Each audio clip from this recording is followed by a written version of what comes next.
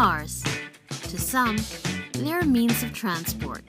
Then there's the other set of people, the artists, pioneers, the petrol heads, and speed freaks. To us, these machines represent the perfect alchemy between beauty and velocity, and the sheer joy that arises from it. We are epic cars.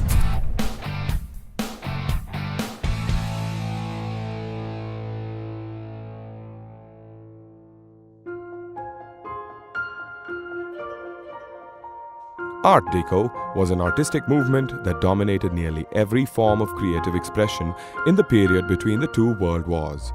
From the Chrysler Building to furniture to paintings, Art Deco brought about a new era of style that combined extravagance with simplicity and functionality. That design language extended to automobiles as well, particularly the ultra-expensive cars from Europe in the 1930s. Today, we bring to you one such car of that bygone era that perfectly captures what Art Deco was all about. Of all the cars available in the Art Deco era, the Talbot-Lago T150c was almost always transformed into rolling sculpture. During its era, the Teardrop, as it was also known, was one of the select few automobiles that both redefined automotive style and won top-level races. Having successfully combined racing function and elegant form, the Teardrop became trend-setting and motivated many other French manufacturers to consider more streamlined design. The Teardrop was Figoni Esfelace's most coveted work. It was, in a sense, a revolt against the more functional cars from the 20s. Here was a design devoid of any straight lines, one decorated with sensual curves which advertised speed without even moving. This style was emphasized by the diminishing pontoon fenders called envelopantes and a converging rear end that could be called a fastback. With its independent front suspension, lightweight construction, excellent braking, and low ride height, the T150c's chassis was focused on competition.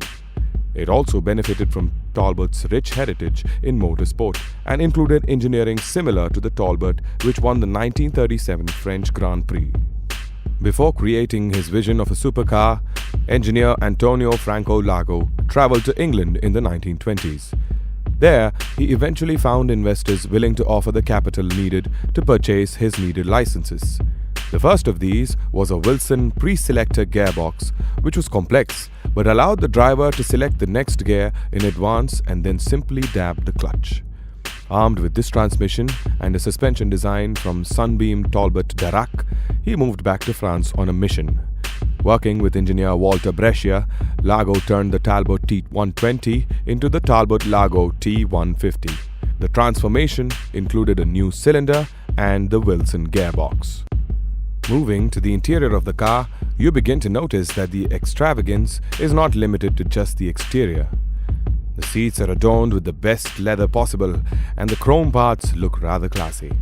The gauges are housed in an aluminum casing that is placed from end to end of the dashboard.